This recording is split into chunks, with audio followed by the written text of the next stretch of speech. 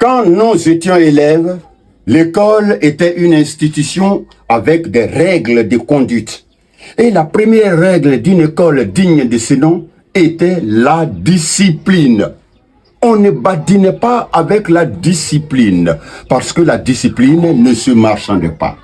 Nul ne pouvait s'en départir. Et la repartir de l'insolence était le fouet, le pilori et le supplice des genoux sur cailloux.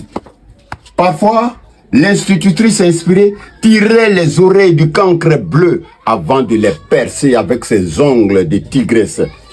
Quand nous étions élèves, l'école n'était pas un enclos de troupeaux bigarrés au comportement égaré. Il n'y avait pas de syndrome de Nagari. Bien sûr, les nullards et les tochards étaient renvoyés sans brassard.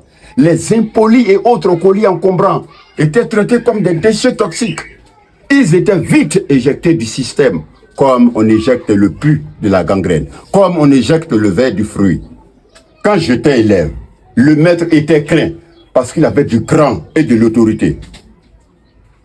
On ne regardait pas un maître dans les yeux. On ne ripostait pas au coup du maître, aussi cruel fut-il, parce que l'apprentissage passait par la douleur, et la douleur ne faisait pas mal aux droits de l'homme. Elle était la sanction de l'échec. Quand nous étions élèves, nous lavions à tour de rôle les toilettes nauséabondes. Nous balayions la cour de l'école à tour de rôle. Nous plantions et arrosions les arbres. Nous montions le drapeau à tour de rôle et chacun était pressé de se mettre au pied du grand mât pour entonner l'hymne national. Ah, le drapeau, symbole de la patrie, était plus qu'un morceau de tissu multicolore. Il était la raison d'être de tous et de chacun. Parce qu'on pouvait perdre sa peau, on pouvait laisser sa peau pour ce drapeau. Le drapeau pouvait immobiliser un passant aussi pressé fut-il.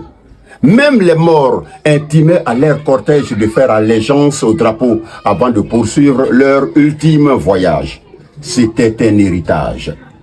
C'était une tradition. C'était une contrainte acceptée et partagée. Aujourd'hui, nos enfants vont à l'école comme des bœufs à l'abattoir. Ils vont à l'école pour réussir dans la vie et échouer dans la société. Un élève peut apprendre l'histoire de la Côte d'Ivoire et sortir, descendre le drapeau national et le déchirer en lambeaux comme un torchon. Et il n'y a rien.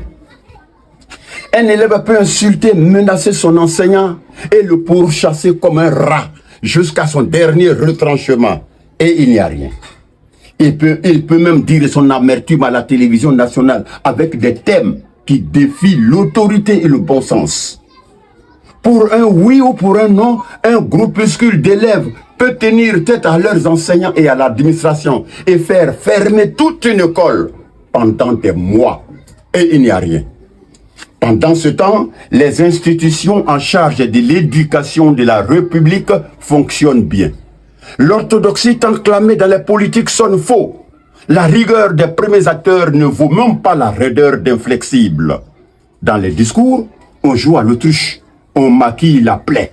Pourtant, ça pue. L'école publique est devenue un marché de bétail. On n'y forme plus des hommes de demain. On cultive les pourritures du futur.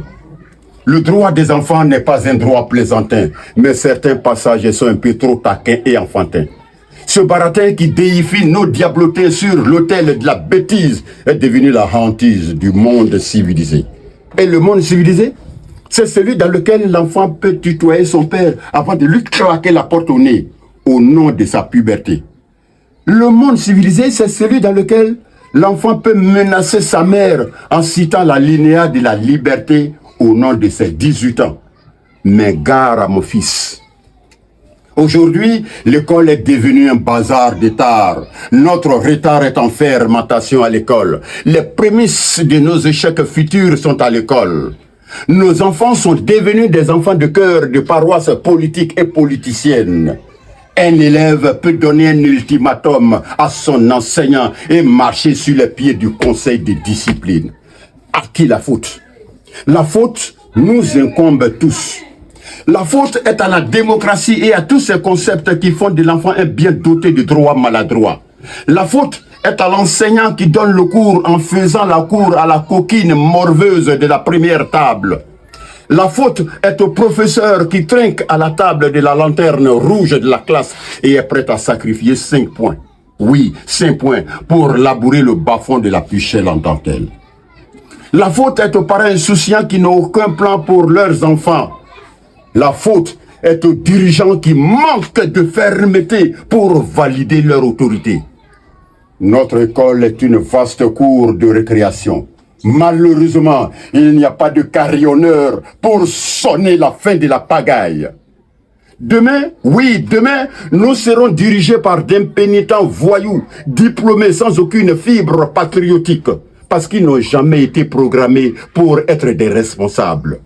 La problématique de notre école pose une réelle colle. Malgré le pactole des années folles, nous sommes toujours dans la camisole. On rafistole, on copie et on colle mal.